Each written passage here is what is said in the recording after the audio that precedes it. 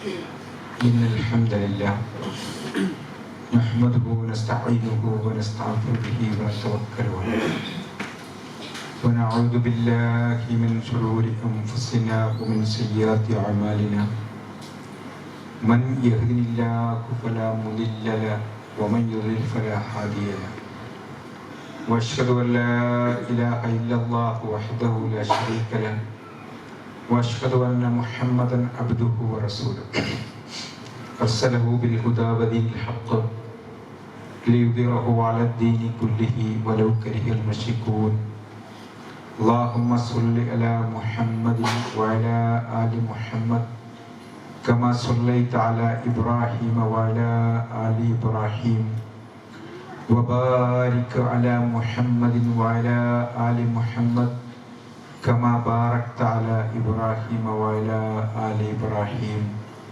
إنك حميد مجيد أما بعد فإن خير الكلام كلام الله وخير الهدي هدي محمد صلى الله عليه وسلم وشر الأمور محدثاتها وكل محدثة بدعة وكل بدعة ضلالة وكل ضلالة في النار يا أيها الذين آمنوا اتقوا الله حق تقاته ولا تموتن إلا وأنتم مسلمون يا أيها الناس اتقوا ربكم الذي خلقكم من نفس واحدة وخلق منها زوجها وبث منهما رجالا كثيرا ونساء واتقوا الله الذي تساءلون به والأرحام إن الله كان عليكم رقيبا يا أيها الذين آمنوا اتقوا الله وقولوا قولا سديدا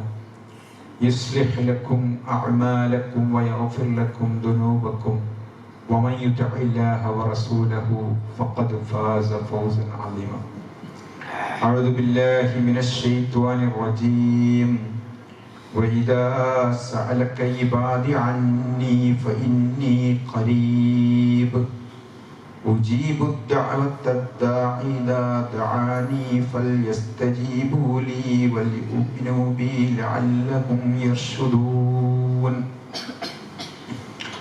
സത്യവിശ്വാസികളെ വിശ്വാസികളെ പവിത്രമായ റമദാനിലെ ദിനരാത്രങ്ങളിൽ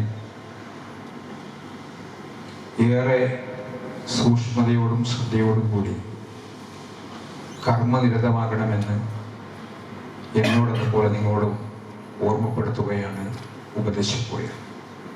അല്ലാഹു തആല റമദാനിൽ നമ്മൾ ചെയ്യുന്ന സകലമാന പുണ്യകർമ്മങ്ങൾക്കും അർഹമായ പ്രതിഫലം നൽകി പരലോകത്ത് സ്വർഗം ലഭിക്കുന്ന ഭാഗ്യവാന്മാരെ നമ്മെല്ലാവരെയും ഉൾപ്പെടുത്തി അനുഗ്രഹിക്കുമാറാകട്ടെ.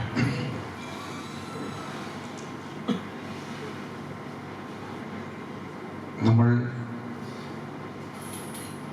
എന്ത് കാര്യത്തിലും ആദ്യം ഒരു ഫൗണ്ടേഷൻ, ഒരു അടിത്തറ അത് ശരിയാക്കുകയാണ് ചെയ്യാറുള്ളത്.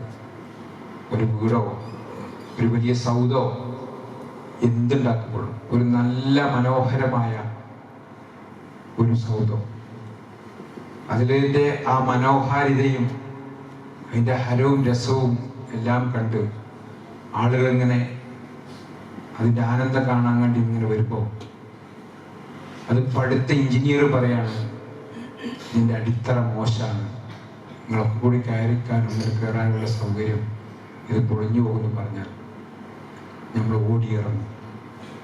യഥാർത്ഥത്തിൽ 4ാമത്തെ വരിയാണ് നോമ്പ്. ആ ഫൗണ്ടേഷനാണ് ലാ ഇലാഹ ഇല്ലല്ലാഹ്. അത് ക്ലിയർ ആവാത്ത അതിൻ്റെ മുകൾക്കുള്ള വരി പഠിത്താൻ നമസ്കാരവും സക്കാത്തും നോമ്പും ഹജ്ജും ഒക്കെ അതിൻ്റെ മുകളിലേക്ക് പഠിക്കുന്ന വരികളാണ്. പക്ഷെ ഈ ഫൗണ്ടേഷൻ ശരിയല്ലെങ്കിൽ എല്ലാം പോയി. അതുകൊണ്ട് തന്നെ റമദാനെ പറ്റി പറഞ്ഞുകൊണ്ടിരിക്കേണ്ട ഇടയിൽ തന്നെ ഖുർആൻ പറയുന്നത് വൈദാ സഅലക ഇബാദി അന്നി, എൻ്റെ അടിയാറുകൾ എന്നെക്കുറിച്ച് ചോദിച്ചാൽ പറഞ്ഞു കൊടുക്കണം പ്രവാചകരെ, ഫഇന്നി ഖരീബ്, ഞാൻ നിങ്ങളെ സമീപസ്ഥനാണ്. അല്ലാഹു നമ്മുടെ സകലമാന കർമ്മങ്ങളെയും കണ്ട് നമ്മളെ സമീപസ്ഥനായി റബ്ബ് നമ്മളെ കൂടെയുണ്ട്. അതുകൊണ്ട് ഉജീബു ദഅവത ദാഇ ഇദാ ദഅനി, പ്രാർത്ഥിക്കുന്നവർ എന്നോട് പ്രാർത്ഥിക്കട്ടെ, വൽയസ്തജിബു ലി, ഞാൻ അവർക്ക് ഉത്തരം നൽകാം, വൽയുമിനു ബി ലഅല്ലഹും യർഷദൂൻ, അവർ എന്നിൽ വിശ്വസിക്കട്ടെ, അവര് നേരായ മാർഗത്തിലേക്ക് ഹിദായത്തിലേക്ക് നയിക്കാൻ അതാണ് ആവശ്യം എന്നത് റമദാനുമായി ബന്ധപ്പെട്ട് പറയുന്ന വിശുദ്ധ ഖുർആന്റെ സൂറത്ത് ബഖറയിലെ വചനത്തിന്റെ ഇടക്ക് വീണ്ടും റമദാനിലേക്ക് തന്നെ അതിന്റെ പുണ്യൊക്കെ പറഞ്ഞതും അതിന്റെ മറ്റു കാര്യങ്ങളൊക്കെ സൂചിപ്പിക്കുന്നതിന്റെ ഇടക്കായിട്ടാണ് ഈ ആയത്ത് അള്ളാഹു നമ്മെ പഠിപ്പിക്കുന്നത്. അതായത് നമ്മളെ കർമ്മങ്ങൾ സ്വീകരിക്കണമെങ്കിൽ അതിന് ആദ്യം അടിത്തറ ശരിയാകുന്ന വേണം. അതുകൊണ്ടാണ് മുഹമ്മദ് നബി സല്ലല്ലാഹു അലൈഹി വസല്ലമ നുബുവത്ത് കിട്ടിയിട്ട് 13 വർഷക്കാലം ഈ ഫൗണ്ടേഷൻ ഉറപ്പിക്കുക. അന്ന് നമസ്കാരവും സക്കാത്തും നോമ്പും ഹജ്ജുമാകുന്ന മുകളിലേക്കുള്ള വരികളൊന്നും പഠിച്ചിട്ടില്ല, അതൊന്നുമില്ല. ആദ്യത്തെ 13 കൊല്ലം 40ാമത്തെ വയസ്സിൽ നുബുവത്ത് കിട്ടിയിട്ട് 53 വയസ്സിന് ശേഷമാണ്, അവസാനത്തെ 10 വർഷമാണ് നമസ്കാരവും സക്കാത്തും നോമ്പും ഹജ്ജും ഒക്കെ നിയമമാക്കുന്നത്. എന്ന് പറഞ്ഞാൽ അത്രക്ക് അടിത്തറ ശരിയാകണമെന്നർത്ഥം. ആ വിശ്വാസത്തിൽ വല്ലതും വന്നു പോയാൽ, ശിർക്കിൽ ഒരു അംശം വന്നു പോയാൽ അമലുകൾ മുഴുവനും നിഷ്ഫലമാകുന്നു. റമദാനില് നമ്മള് നോമ്പ് തുറക്കാൻ തരിക്കഞ്ഞൊക്കെ ഉണ്ടാക്കാറുണ്ട്. അതിങ്ങനെ തിളച്ച് പാകമായി വരുന്ന സമയത്ത് വീട്ടിലെ വല്യമ്മ ഒരു 1/4 ടീസ്പൂൺ മണ്ണെണ്ണ എടുത്തിട്ട് ആ പാകമായി വരുന്ന തരിക്കഞ്ഞി കേട്ട് ഒഴിച്ചപ്പോ, എന്തമ്മ എന്ന് ചോദിച്ചപ്പോ, അത് ടേസ്റ്റ് കൂടാനാണ് മക്കളെ എന്ന് പറഞ്ഞാൽ എന്താകും ആ തരിക്കഞ്ഞിന്റെ അവസ്ഥ? പിന്നെ നമ്മൾ അതിൽ അണ്ടിപ്പരിപ്പുണ്ട്, പിന്നെ നല്ല ആർക്കേജാണ്, അതേപോലെ മറ്റേ മുന്തിരിയും മറ്റ് സാധനങ്ങളും നെയ്യും എല്ലാം ഇങ്ങനെ പറഞ്ഞു, അതിന്റെ പോരിശ ഇങ്ങനെ പറഞ്ഞിട്ട് അതിലിട്ട സാധനത്തിന്റെ മഹിമൊക്കെ പറഞ്ഞിട്ട് എന്താ കാര്യം? അത് കഴിക്കാൻ പറ്റില്ലല്ലോ. ഇതേപോലെ ആളുകൾ പടച്ചവനോട് കൂടെ ചേർത്ത് ബർക്കത്തിനാണ് മക്കളെ എന്ന് പറഞ്ഞുകൊണ്ടാണ് പടച്ചവനല്ലാത്തവരോട് അവർ സഹായാർത്ഥനയും പ്രാർത്ഥനയും ഹക്ക് ജാഗ് ബർക്കത്തുള്ള തേട്ടവും എല്ലാം എന്ന് നമുക്ക് മനസ്സിലാക്കാൻ സാധിക്കും. അതോടുകൂടി ഫൗണ്ടേഷൻ അത് തകർന്നു. പിന്നെ അതിന്റെ മുകളിലുള്ള നോമ്പോ നമസ്കാരമോ സക്കാത്തോ ഹജ്ജോ ഒന്നും അള്ളാഹ്ക്ക് വേണ്ട. അതുകൊണ്ട് നബി സല്ലല്ലാഹു അലൈഹി വസല്ലമയോട് തന്നെ ഖുർആൻ പഠിപ്പിക്കുകയാണ്, വലക്കദ് ഊഹിയ ഇലൈക, നബിയെ നിനക്ക് ഞാൻ വഹി നൽകിയിട്ടുണ്ട്. അള്ളാഹ് പറയും, നിനക്ക് ഞാൻ വഹി നൽകിയിട്ടുണ്ട്. വൈലല്ലദീന മിൻ ഖബലിക, നിന്റെ മുൻഗാമികൾക്കും ഞാൻ വഹി നൽകിയിട്ടുണ്ട്. മുൻ പ്രവാചകന്മാർക്കും ഈ ദിവ്യ സന്ദേശം നൽകിയിട്ടുണ്ട്. ലൈൻ അശ്റക്ത ലയഹ്ബതന്ന അമലുക, നീയാണ് ശിർക്ക് ചെയ്യുന്നത്, അല്ലാഹുവിൽ പങ്കു ചേർക്കുന്നതെങ്കിൽ നിന്റെ അമലുകളെല്ലാം ബാത്തിലായി പോകും. വലതകൂനന്ന മിനൽ ഖാസിരീൻ, നഷ്ടകാര്യങ്ങളിൽ ഉൾപ്പെട്ടു പോവുകയും ചെയ്യും. അതുകൊണ്ട് പടച്ചോല് പങ്കുകാരെ ചേർത്താൽ എല്ലാം കഴിഞ്ഞു. ഇപ്പൊ നമ്മൾ റമദാന്റെ പകുതിയിലേക്ക് വരിക, ഇനിയിപ്പോ റമദാൻ 17 വരിക. അവിടെയൊക്കെ റസൂലുള്ളാഹി സ്വല്ലല്ലാഹു അലൈഹി വസല്ലമയുടെ കാലഘട്ടം റമദാൻ 17 നടന്ന ബദർ യുദ്ധം, അങ്ങനത്തെ ആ യുദ്ധം കഴിഞ്ഞ് രക്തസാക്ഷികളായ ആളുകൾ അവിടെ അന്ന് മുതൽ ഒരു കാലഘട്ടത്തിൽ പോലും ബദരീങ്ങളൊരാണ്ട് ആ രാജ്യക്കാർക്ക് മക്കയിലും മദീനയിലും റസൂലുള്ള കാലത്തുമില്ല, അതിനുശേഷമുള്ള ഖുലഫാ റാഷിദീങ്ങളുടെ കാലത്തുമില്ല, ഇപ്പോഴുമില്ല. അങ്ങനത്തെ ഒരു ആണ്ട് എന്നൊരു സംഭവമില്ല. ബദരീങ്ങളാണ്ടിന് അവിടെ റസൂലുള്ളാഹിന്റെ കാലത്ത് ഒരു ഒട്ടകത്തിന് അറുത്തിട്ടില്ല, ഒരാടിനെ അറുത്തിട്ടില്ല. അവിടെയുള്ള ഇവിടുത്തെ പത്തിരിക്ക് പകരം എന്തെങ്കിലും വേറെ വസ്തുക്കളില്ല. അങ്ങനത്തെ ഒരു സംഭവം നമുക്ക് കാണാനേ സാധ്യമല്ല റസൂലുള്ളാഹിന്റെ കാലം തൊട്ടിട്ട് ഈ കാലഘട്ടം വരെ. അപ്പൊ പിന്നെ എങ്ങനെയാണ് നമ്മളവിടെ ബദരീങ്ങളാണ് ഇത്ര പോത്തുണ്ടാവുന്നത്? അങ്ങനത്തെ ഒരു സംഭവം എങ്ങനെ വരുന്നത്? എത്ര പോത്താണ് ഇപ്പൊ തന്നെ റെഡിയാക്കി വെച്ച ആൾക്കാർ ബദരീങ്ങളാടിലേക്ക് ഇറക്കാൻ? ഇത് എവിടുന്ന് കിട്ടി? ഇതാണ് ഫൗണ്ടേഷൻ ശരിയാകാതെ, അടിത്തറ ശരിയാകാത്ത അമല് അള്ളാഹ്ക്ക് വേണ്ട. അള്ളാഹു പറഞ്ഞു, ഹുരിമ അലൈക്കുമുൽ മൈത വദ്ദമ വലഹ്മൽ ഇൻസീർ വമാ ഉഹില്ല ലിഗൈരില്ലാഹ്. ഹുരിമ അലൈക്കുമുൽ മൈത, അല്ലാഹ് ഹറാമാക്കിയിരിക്കുന്നു, നിഷിദ്ധമാക്കിയിരിക്കുന്നു. അൽ മൈത, ശവം തിന്നൽ എന്ന് പറഞ്ഞാൽ അറക്കാത്ത ഒരു കോഴി പോലും നമ്മൾ കഴിക്കാറില്ല. അതായത് ഹലാലാകണം. അത് അങ്ങനെ ശവം തിന്നുക എന്നത് അത് അള്ളാഹു നിഷിദ്ധമാക്കിയിരിക്കുന്നു, ഹറാമാക്കിയിരിക്കുന്നു. വദ്ദമ, രക്തം കുടിക്കുക എന്നതും നിഷിദ്ധമാകുന്നു. വലഹ്മൽ ഇൻസീർ, പന്നിമാംസം കഴിക്കുക എന്നതും നിഷിദ്ധമാകുന്നു. അതോടൊപ്പം വമാ ഉഹില്ല ലിഗൈരില്ലാഹ്, അല്ലാഹ് അല്ലാത്തവരുടെ പ്രീതിക്കായി അറുക്കപ്പെട്ടത് കഴിക്കലും നിഷിദ്ധമാകുന്നു. നമ്മളെ നോമ്പ് സ്വീകരിക്കണമെങ്കിൽ ബദരീങ്ങളാണ്ടിന്റെ ഇറച്ചി തിന്നുന്ന ഒരാളെ നോമ്പ് അല്ലാഹ് സ്വീകരിക്കൂല.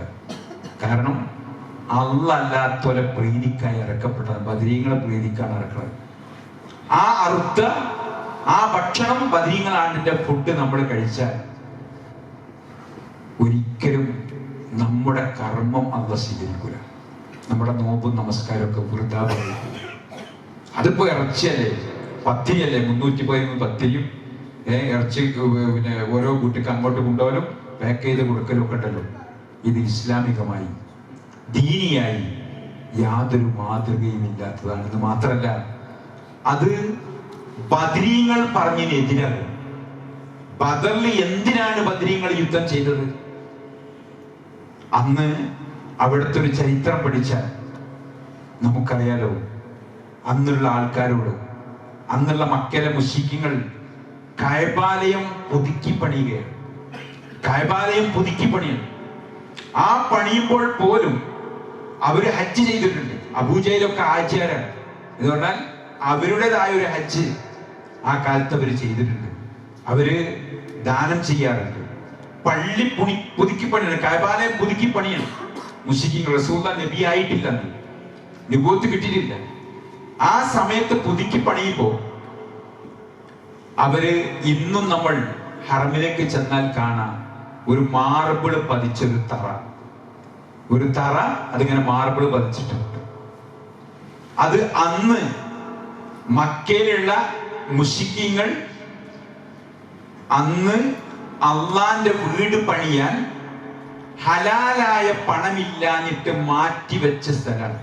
കഅബ പണിയാൻ അവർക്ക് ചൂത് കളിച്ചതും മറ്റു രീതിയിൽ സമ്പാദിച്ച പൈസ അള്ളാന്റെ വീട് പണിയാൻ പറ്റൂല. നമ്മളൊക്കെ ആൾക്കാർ പലപ്പോഴും ഏത് പൈസയായാലും പള്ളി കമ്മിറ്റിക്ക് എടുക്കാറുണ്ട്, എന്നാൽ അല്ലെങ്കിൽ പള്ളിക്ക് എടുക്കാറുണ്ട് പലരും. യഥാർത്ഥത്തില് മക്കയിലെ മുശ്രിക്കുകളെ സൂക്ഷ്മത നോക്കൂ. അള്ളാന്റെ വീട് പണിയാൻ ഹലാലായ പണമേ പറ്റൂ എന്ന് പറഞ്ഞ് മാറ്റിവെച്ച തറ ഇപ്പോഴും അങ്ങനെ തന്നെ ആ തറ മാർബിൾ പതിച്ചിങ്ങനെ നിൽക്കുക. ഒരിക്കൽ ആയിഷ റളിയല്ലാഹു അൻഹ നബി സല്ലല്ലാഹു അലൈഹി വസല്ലമയുടെ ഹറമിന്റെ തൊട്ടടുത്ത് നിന്ന് തവാഫ് ചെയ്തുകൊണ്ടിരിക്കുന്ന റസൂലുള്ളാഹിനോട് പറഞ്ഞു, എനിക്ക് റസൂലുള്ളാഹ് ഈ കഅബയുടെ ഉള്ളിൽ കയറി ഒന്ന് നിസ്കരിക്കണം എന്ന് പറഞ്ഞപ്പോ റസൂലുള്ളാഹ് ആ സ്ഥലം ഇപ്പോൾ നമ്മൾ കാണുന്ന ആ പോലീസുകാരൊക്കെ അവിടെ നിന്ന് ഇങ്ങനെ നീക്കി ഇടയ്ക്ക് തുറന്നു കൊടുക്കണ, രണ്ടൊക്കെ നിസ്കരിക്കാൻ തുറന്നു കൊടുക്കണ ആ ഒരു മാർബിൾ പതിച്ച സ്ഥലം, അതെ ആയിഷ റളിയല്ലാഹു പറഞ്ഞതാ ഇതിൽ നിസ്കരിച്ചത് കഅബത്തിന്റെ ഉള്ളിൽപ്പെട്ട സ്ഥലമാണ്. ഇത് കഅബത്തിന്റെ ഉള്ളിൽപ്പെട്ട സ്ഥലമാണ്. അന്ന് മുശ്രിക്കുകൾ ഹലാലായ പണലായിട്ട് മാറ്റിച്ച സ്ഥലമാണ്. നോക്കൂ നിങ്ങൾ, അത്ര അള്ളാഹുവിൽ വിശ്വാസമുള്ള വലയിൻ സഅൽതഹും മൻ ഖലഖസ് സമാവാതി വൽ അർള, ആകാശങ്ങളെയും ഭൂമി സൃഷ്ടിച്ച ആരാണ് എന്ന് നീ അവരോട് ചോദിച്ചാൽ അവർ പറയും അള്ളയാണ്. സസ്യങ്ങൾ മുളപ്പിക്കുന്നതും മഴ വർഷിപ്പിക്കുന്നതും എല്ലാം റബ്ബാണ്. ഇത് ആരാ പറയാത്തത്? എല്ലാവർക്കും അറിയാം. ജാതിമത ഭേദമന്യേ ഉള്ള ആളുകൾക്കൊക്കെ അറിയാം ഇതൊക്കെ ഏകനായ പടച്ചവനാണ്. എല്ലാവരും പറയും. ഒരു ഹൈന്ദവ സഹോദരൻ, ഒരു ആദിവാസി, അവരൊക്കെ പറയും ഒരു ഉടയതമ്പുരാൻ, ഒരു പടച്ചമ്പുരാൻ. ആ പടച്ചോന് വിശ്വാസമില്ലാത്ത ആരുള്ളത്? അങ്ങനെ ആ പടച്ചോനിൽ വിശ്വാസം ഉണ്ടായിരിക്കെ ആ പടച്ചോൻ ഒരു പങ്കുകാരെ വെച്ചാൽ, അന്ന് മുശ്രിക്കുകൾ ഹലാലായ പണമില്ലാഞ്ഞിട്ട് മാറ്റിവെച്ച ആ ഒരു കഅബാലയം ഇന്നും അങ്ങനെ നിൽക്കുന്നുണ്ടെങ്കിൽ നമ്മൾ ആലോചിക്കണം, നമ്മൾ ചിന്തിക്കണം, എന്താ പിന്നെ അവർ ചെയ്ത് തെറ്റ്? എന്തിനാണ് അവരോട് ബദർ യുദ്ധം? അവിടെയാണ് ബദരീങ്ങൾ ഇതാ ഇവരിങ്ങനൊക്കെ ചെയ്തിട്ടുണ്ടെങ്കിലും ബദർ യുദ്ധം നടക്കുമ്പോൾ പോലും കഅബത്തിന്റെ കില്ല പിടിച്ചിട്ട് അബൂജഹൽ പ്രാർത്ഥിക്കുകയാണ്, പരനേ നീ രണ്ടാലൊരു ദീനിനെ പോരിശയാക്കി നിദായിമിൽ കാത്തുകൊൾ, ഫത്തായേ താമസം ചെയ്തിടാൻ ഉത്തിരം ചെയ്തിടിനി. പടച്ചോനെ, സത്യവും അസത്യവും നടക്കുന്ന യുദ്ധമാണ്. ഇറയോനെ ഹാദൽ ബൈത്തുൽ ഹഖ്ഖുൽ ബാത്തിൽ, ഈ കഅബാലയത്തിന്റെ ഉടമയായ അല്ലാഹ് ഹഖ്ഖും ബാത്തിലും നിനക്കറിയാം. അതുകൊണ്ട് പടച്ചവനെ സത്യത്തെ വിജയിപ്പിക്കണേ എന്നാണ് അബൂജഹൽ കഅബത്തിന്റെ കില്ല പിടിച്ച് അല്ലാഹുവോട് പ്രാർത്ഥിക്കുന്നത്. അല്ലാഹുവോട് അബൂജഹൽ കഅബത്തിന്റെ കില്ല പിടിച്ച് പ്രാർത്ഥിച്ചിട്ട് പോലും അബൂജഹൽ മുശ്രിക്കായത് എങ്ങനെ? രണ്ട് പടച്ചവനുള്ള വാദം. മക്കലൊറ്റ മുശ്രിക്കിനുമില്ല, രണ്ട് റബ്ബുണ്ടെന്ന് പറഞ്ഞില്ല. അവരാകെ പറയുന്നത് എന്തേ ഉള്ളൂ? അലാ ലില്ലാഹി ദീനുൽ ഖാലിസ്. സൂറത്ത് സുമറിലെ 3-ാമത്തെ ആയത്ത്. നിഷ്കളങ്കമായ കീഴ്വണക്കം അല്ലാഹുക്കുള്ളതാണ്. നിഷ്കളങ്കമായിട്ട് അവര് പ്രതിസന്ധി ഘട്ടത്തിലൊക്കെ അല്ലാഹനെ തന്നെ വിളിക്കും. എന്നിട്ട് അവര് പറഞ്ഞത് ഖുർആൻ പഠിപ്പിക്കാണ്, വല്ലദീന തഖദൂന മിൻ ദൂനിഹി ഔലിയാ, അല്ലാഹുവിന് പുറമെ ഔലിയാക്കളെ വിളിച്ചവർ. അല്ലാഹുക്ക് പുറമെ ഔലിയാക്കൾ വിളിക്കുന്നവർ പറയുന്നത്, അന്ന് മുശ്രിക്കുകൾ പറഞ്ഞത് എന്താ? മാ നഅബുദുഹും, ഞങ്ങൾ അവരെ ആരാധിക്കുന്നില്ല. ആരെ? ഔലിയാക്കളെ. അന്ന് കഅബയിൽ ഇബ്രാഹിം നബിയുടെ വിഗ്രഹവും ഇസ്മായിൽ നബിയുടെ വിഗ്രഹവും ലാത്ത ഉസ്സ മനാത്ത പോലത്തെ ഔലിയാക്കളായ മഹാന്മാരായ ഹജ്ജിന് പായസം വെച്ച് കൊടുത്ത അങ്ങനത്തെ ഒരുപാട് നല്ല കാര്യങ്ങൾ ചെയ്ത മഹാന്മാരായ ലാത്തയും ഉസ്സയും മനാത്തയും ആകുന്ന ഔലിയാക്കൾ, ഇബ്രാഹിം നബിയും ഇസ്മായിൽ നബിയുമാകുന്ന പ്രവാചകന്മാർ, അതെ, അവരിലൂടെ ഔലിയാക്കളെ വിളിച്ചിട്ട് അവർ പറഞ്ഞത് മാനാബുദും, ഞങ്ങൾ അവരെ ആരാധിക്കുന്നില്ല,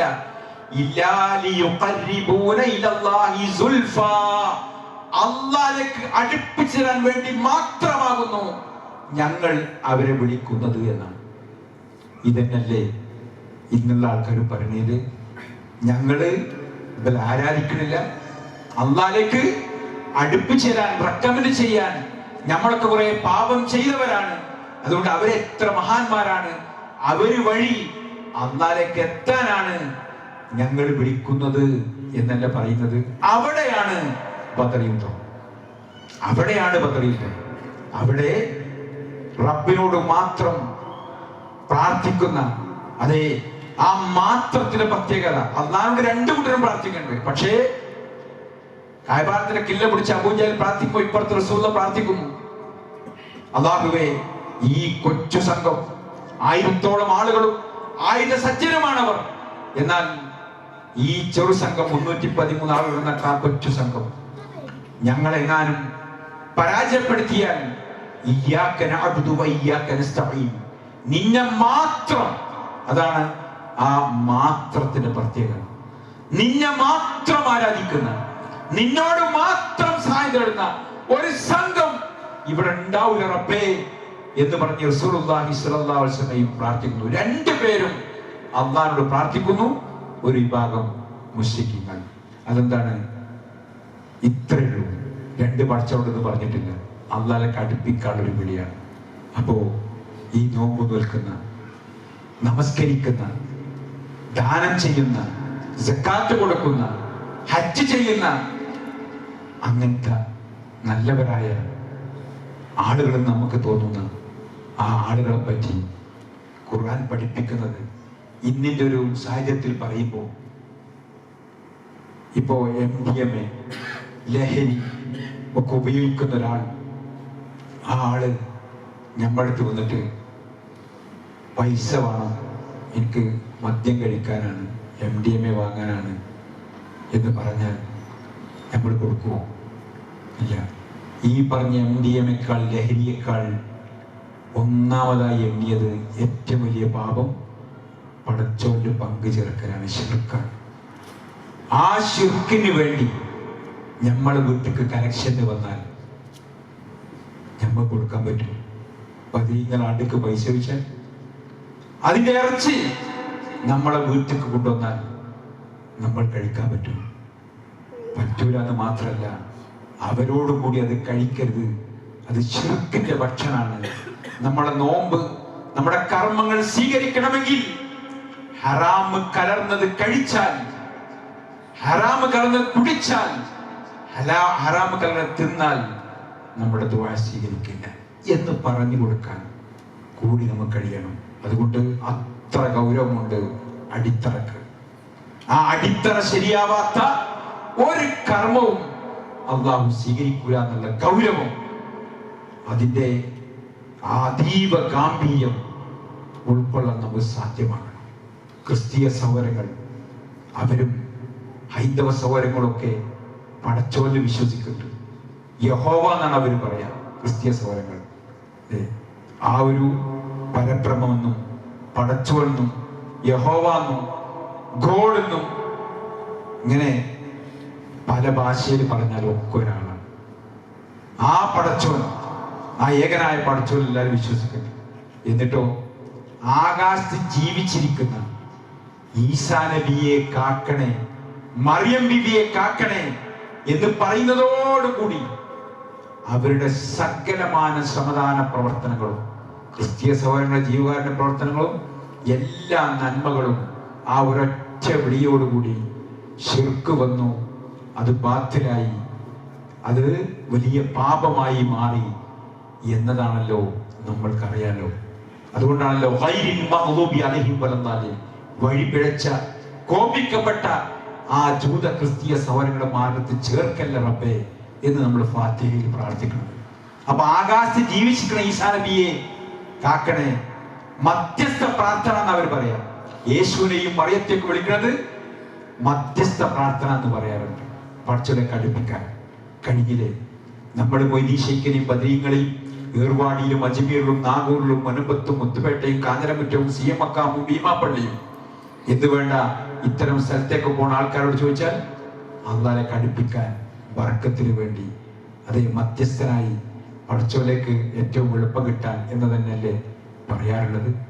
അതുകൊണ്ട് അതിൻ്റെ ഗൗരവം ഈ ഖുത്ബക്ക് വരുന്ന, ഈ റമദാനിൽ, ഈ ജുമാക്ക് വരുന്ന നമ്മളൊക്കെ ഉൾക്കൊള്ളാനും ശിർക്കിന്റെ ഒരു അംശം നമ്മളിൽ വരാതിരിക്കാനും, ഇത് വരുന്ന ബദരീങ്ങളാണ്ട് കഴിക്കുന്ന അവരോട് ഇത് പറ്റില്ല എന്നും, ഇത് നമ്മുടെ ഫൗണ്ടേഷൻ പൊളിഞ്ഞാൽ, അതെ അത് തകർന്നാൽ അതിൻ്റെ മുകൾക്കുള്ള എല്ലാം തകരുമെന്നും ബോധ്യപ്പെടുത്തി കൊടുക്കാൻ നമുക്ക് ഈ റമദാനിൽ തന്നെ സാധ്യമാകേണ്ടതുണ്ട്.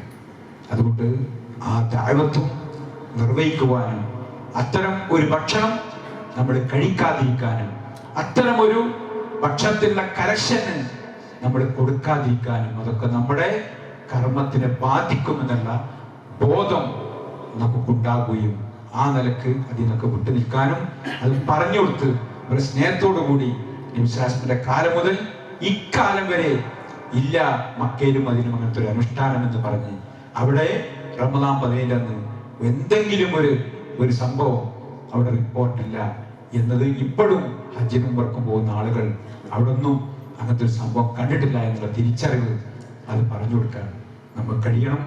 അങ്ങനെ അത് ഉൾക്കൊണ്ട് റമദാനിലെ കർമ്മങ്ങൾ സ്വീകരിക്കപ്പെടാൻ ഉള്ള ക്വാളിറ്റി ഉണ്ടാക്കിയെടുക്കാൻ നമ്മൾക്ക് കഴിയണം. അള്ളാഹു അതിനുള്ള തൗഫീഖ് നമുക്ക് എല്ലാവർക്കും നൽകി അനുഗ്രഹിക്കുമാറാകട്ടെ.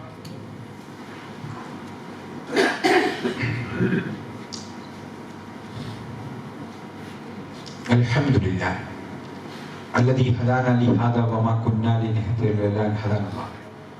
اللهم صل على محمد وعلى آل محمد. أيها الناس اتقوا الله حق تقاته ولا تموتن إلا وأنتم مسلمون. ഒരിക്കൽ കൂടി അള്ളാഹുവിൻ്റെ നിയമനിർദ്ദേശങ്ങൾ ജീവിതത്തിലുടനീളം പാലിക്കണമേ എന്ന് എന്നോടൊന്നും നിങ്ങളോട് ഓർമ്മപ്പെടുത്താൻ ഉപദേശിക്കും. അള്ളാഹു തആലയാണ് സകലതും നമുക്ക് നൽകുന്നത് എന്ന് തന്നെയാണ് എല്ലാവരും വിശ്വാസം.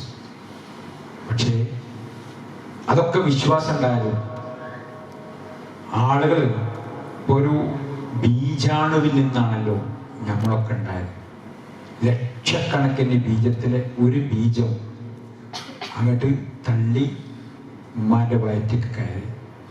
പിന്നെ അവിടെ നമ്മൾ പിടിച്ചു നിന്ന് ഉമ്മ ഛർദ്ദിച്ചു നോക്കി, പലതും ചെയ്തു നോക്കി. പക്ഷേ അട്ടയെ പോലെ നമ്മൾ പറ്റി പിടിച്ചിട്ടാണ് ഞാനും കൂടെ ഗർഭാശയത്തിലുണ്ടായത്. അവിടെ നിന്ന് 4 മാസമായപ്പോൾ അള്ളാഹു ആത്മാവ് നോതി കേൾവിയും കാഴ്ച ഹൃദയമൊക്കെ തന്ന് ഇങ്ങനെ അള്ളാഹ് നമ്മളെങ്ങനെ വളർത്തി. അങ്ങനെ 9 മാസം 10 ദിവസമായപ്പോൾ നമ്മൾ ഈ ഭൂമിയിലേക്ക് പ്രസവിച്ചു പോകണം. ഇതിനുള്ളിന്ന് ഈ ഗർഭാശയത്തിൽ എല്ലാം നൽകി പടച്ചവൻ ആ സമയമായപ്പോൾ നമ്മൾ പുറത്തുകൂടെ വന്നു. എന്നിട്ടോ അവിടെ അപ്പോഴേക്ക് ഉമ്മാക്ക് നേർത്ത പാല് പടച്ചവൻ അപ്പുണ്ടാക്കി കൊടുത്തു. അങ്ങനെ 1-2 ദിവസം ആ പാലൊക്കെ കുടിച്ച് പിന്നെ ആൾക്കാർ ഇങ്ങനെ വരാൻ തുടങ്ങി കുട്ടീനെ കാണാൻ. അപ്പോഴേക്ക് എന്തായി, അഭിപ്രായങ്ങൾ വന്നു. അല്ല, ഒരു കരിവളട്ട് കൊടുത്തില്ല, ഒരു കറുത്ത ചിരട്ടിട്ട് കൊടുത്തില്ല, കവിളത്തൊരു പൊട്ടും കണ്ടില്ലേ? ഇത്ര ആൾക്ക്, ഇത്ര കുട്ടികൾക്ക് ഇതെന്തിനാ? നാഗൂറ് തട്ടാക്കാൻ, കണ്ണേറ് തട്ടാക്കാൻ. അപ്പൊ ഇങ്ങനെ ഈ ഒരു ബീജാണുവിന്ന് ഗർഭാശയത്തിലുള്ളന്ന് വളർത്തി പ്രസവിച്ചപ്പോഴേക്ക് നേരത്തെ പാൽ തന്ന് വളർത്തി ആ റബ്ബ് പോലെ നമ്മളെ കുട്ടിനെ കാക്കാൻ നോക്കൂ. നിങ്ങൾ ശിർക്ക് വരുന്ന വഴി ജനിച്ചു വീഴുമ്പോഴേക്ക് വന്നു ശിർക്ക്. അല്ലെ, ഇത് പറഞ്ഞു കൊടുക്കാൻ എന്ത് എല്ലാവർക്കും അറിയാം. കരിവള വേണം, കറുത്ത ചിരട്ട് വേണം, കവിളത്ത് പൊട്ട് വേണം. ഇതൊക്കെ ഇല്ലാത്തതൊക്കെ അല്ലെങ്കിൽ നാഗൂറട്ടിന് കണ്ടുകെട്ടണം. ആ റബ്ബിനോട് പറഞ്ഞാൽ പോലെ ഇങ്ങനെ വളർത്തിയ റബ്ബ് പോരാന്നറിഞ്ഞിട്ടാണല്ലോ ഈ ചരടും ഇതൊക്കെ വരുന്നത്. നോക്കൂ നിങ്ങൾ, ഇനി അവസാനം ആശുപത്രിയിൽ നിന്ന് മടക്കി. ആശുപത്രിക്കാർ പറഞ്ഞു, RCC റീജിയണൽ ക്യാൻസർ സെന്റർ എന്ന് പറഞ്ഞു, കൊണ്ടുപോയിക്കോളൂ, ഇനിയൊന്നും ചികിത്സ അല്ല. അങ്ങനെ വീട്ടിലെത്തി. അപ്പോഴും ഈ ആൾക്കാർ പലരും വരുന്നു. ഇന്ന പാപ്പാന്റെ വെള്ളം, ഇന്ന ചേരട്ട്, ഇന്ന ഐക്കല്ല്, ഇന്ന ഉറുക്ക് കെട്ടിക്കോളി, എന്നാ ശരിയാവും, മറ്റവർക്ക് ശരിയായി എന്ന് പറയാൻ ആളെപ്പോഴും. അങ്ങനെ ഇതൊക്കെ കെട്ടി ഈ ശിർക്കോട് കൂടി തന്നെ മരിച്ചു പോകുന്ന മനുഷ്യന്മാരായി പോവുക. അല്ലാഹു കാക്കുമാറാകട്ടെ. ഗൗരവമാണ്, അതീവ ഗൗരവമാണ്. എത്രത്തോളം അറിയാം അതിൻ്റെ ഒരു ഗാംഭീര്യത ഒത്തുകൾ. എന്താണ് ഈ ആളുകൾ ചെയ്യുന്നത്? റസൂലുള്ളാഹി സ്വല്ലല്ലാഹു അലൈഹി വസല്ലമയിലേക്ക് 9 ആൾക്കാർ ഇസ്ലാം സ്വീകരിക്കാൻ വരിക. 9 ആളുകൾ ഷഹാദത്തെല്ലാം വരിക. 8 പേർക്ക് റസൂൽ ചൊല്ലിക്കൊടുത്തു. 8 പേർക്ക് 9ാമത്തെ ആളെ കൈ പിടിച്ചപ്പോഴേ ആ കൈമേൽ ഒരു ചരട്. ഇതെന്താണെന്ന് വെച്ചു. അതൊരു ബർക്കത്തിന് വേണ്ടി കിട്ടി. പൊട്ടിച്ചെറിയൂ, ഇന്നാലെ ഞാൻ കലിമ ചൊല്ലിത്തരുള്ളൂ. ആരെങ്കിലും ഏൽസോ ഉറുക്കോ ഐക്കല്ലോ കെട്ടിയാൽ അച്ചിറക്ക അള്ളാഹുവിൽ പങ്കു ചേർത്തു, ശിർക്ക് ചെയ്തു, അവന്റെ അമല് പൊളിഞ്ഞു പോകും, മറ്റുള്ള അമലൊക്കെ നിഷ്ഫലായി പോകും.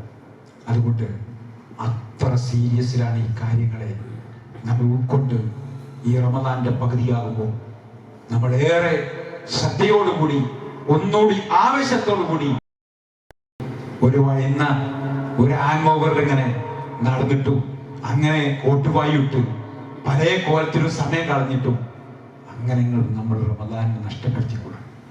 ഈ സമയം നമുക്ക് അടുത്ത വർഷം ഉണ്ടായിക്കൊള്ളണമെന്നില്ല, നമ്മളാരും ഉണ്ടായിക്കൊള്ളണമെന്നില്ല. എന്താ നമ്മളെ അവസ്ഥ എന്നറിയില്ല. അത് കെട്ടിയത് ഉപയോഗപ്പെടുത്താൻ ഐസിയിലേക്ക് നമ്മൾ എത്തുമ്പോൾ നമ്മളെ കാണാൻ അവിടുന്ന് വല്ലാത്തൊരവസ്ഥയിൽ ഇങ്ങനെ ഒരു ശ്വാസയിച്ച് ഇങ്ങനെ ഒരു വല്ലാത്തൊരു രംഗത്ത് ഇങ്ങനെ നിൽക്കുമ്പോൾ അപ്പോഴാണ് നമ്മൾ അറിയുന്നത് നമ്മൾക്ക് സ്റ്റാറ്റസിനൊത്തതിനേക്കാൾ ഏറെയുള്ള വലിയ VIP വലിയ ആൾക്കാരും ഒക്കെ ഇങ്ങനെ നമ്മളെ കാണാൻ വേണ്ടി കൂടുതലാന്ന് കേട്ടപ്പോൾ ഇങ്ങനെ വന്നപ്പോൾ അങ്ങനെ കുടുംബക്കാരൊക്കെ ഈ വന്ന ആൾക്കാരെ സ്വീകരിച്ച് അവരെങ്ങനെ ഐശ്വര്യത്തെ ഇങ്ങനെ കൊണ്ടുപോയിട്ട് ആ ഗ്ലാസിന്റെ ഉള്ളിൽ ഇങ്ങനെ ഒന്ന് കൈകൊണ്ട് ഈ വലിയ VIP ഇങ്ങനെ കൈ കാണിച്ചപ്പോൾ നമ്മളെ കുടുംബക്കാർ പറയും നിങ്ങൾ അറിഞ്ഞിട്ടോ ഇങ്ങനെ ഇങ്ങനെ ശ്വാസം അയക്കണ്ട് അപ്പൊ നിങ്ങൾ അറിഞ്ഞിന് എന്ന് പറയും. അദ്ദേഹം ഇന്നൊന്ന് നീട്ടി തന്നാൽ എനിക്കൊന്ന് സമയം തന്നാൽ ഞാൻ നന്നായിക്കോളെ പഠിച്ചോണെന്നാ പറഞ്ഞത്. വന്ന VIP-ന്റെയും ഇതും കാറും വകുപ്പൊന്നുമല്ല. മരണ വീട്ടിൽ അങ്ങനെ കുറെ ആൾക്കാർ വരും, വലിയ വലിയ ആൾക്കാരൊക്കെ നല്ല ഓൾഡ് ഉണ്ടായിട്ടോ എന്നൊക്കെ പറയും. പക്ഷെ അവന്റെ ചിന്ത അതല്ല. അതുകൊണ്ട് ഖുർആൻ നമുക്ക് പറഞ്ഞു തരുന്നത് അവധി എത്തിയാൽ അപ്പം സമയം ചോദിച്ചാൽ ഒരു സെക്കൻഡ് അള്ളാഹു നമുക്ക് ആർക്കും നൽകില്ല. അള്ളാഹു ഒരു സെക്കൻഡ് നമുക്ക് കയറത്തില്ല. അതുകൊണ്ട് ആ സെക്കൻഡ് കിട്ടിയാൽ അപ്പൊ നമ്മൾ യാചിച്ചും കെഞ്ചും നോക്കുമ്പോഴാണ് ഇങ്ങനത്തെ വർത്താനങ്ങളൊക്കെ അവിടെ. എന്താ സെക്കൻഡ് കിട്ടിയാ പറയാ? അള്ളാഹുടെ ഒപ്പം പറയണത് ഇന്നെങ്ങാനും ഒരല്പം നീട്ടിത്തന്നാൽ ഞാൻ സദക്ക ചെയ്തോളാം, സ്വാലിഹിൽ ഉൾപ്പെട്ടോളാം, നല്ലോളായിക്കോളാം എന്ന് പറയുമ്പോൾ അള്ളാന്റെ മറുപടി അവധി എത്തിയാൽ